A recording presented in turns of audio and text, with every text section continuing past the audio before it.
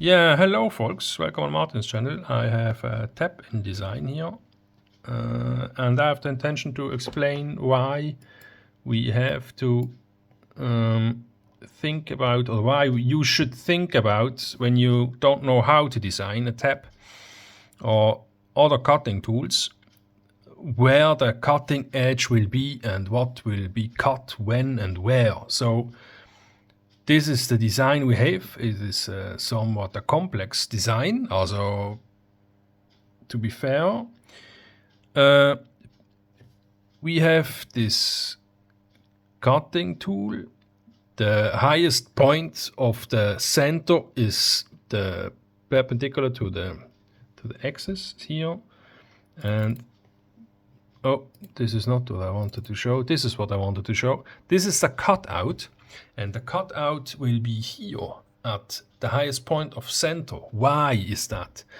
Because when this cutting edge here will engage in the material, it will cut here in the best angle we have. How is that, and how does it come? I made an example here. This is a tool, a lathe tool in example. It's just a small triangle. You can assume here's the rest of it. And then when will this tool here cut good? When it is exactly on the center of the axis. Let's say this is a Schäublin 102 setup. The center of the lathe is 102 millimeters above center. So the cutting tool has to be at exactly 102 millimeters above the bed. Then it will cut appropriate, and there will be a fine chip forming and a good surface finish when you use some positive or negative rake angle of the tooling. That will make this somewhat complexer, but that the result will then be shown in the material you use. But this is the main idea. You have to think in the opposite way. Where will the cutting pressure go that this tooling produces? When we are thinking about some small one cutting flute or tool, then it is easy to understand what we are about to do. When we think about this whole spiral and whatsoever, this can get some quite complex and can lead to problems. I will try to make another tooling like this. I made a few of them. They worked, but I have to bring them to tempering, because too soft HSS will not cut the thread good. But this applies to almost all tooling I know. You have to know where the chip formation is happening. And when you have round tools like this one, it has to be in the for the material in a neutral angle, in a positive angle, or in a negative rake angle.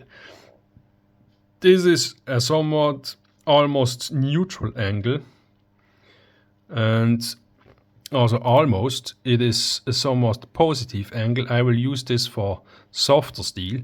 When this would be harder steel, no, that's the wrong sketch, then you can just take your cutout, move, and change the angle like this, -10 degrees, -15, and then you bring it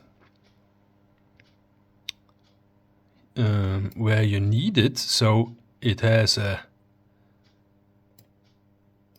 negative. Oh, no, it's changed too much.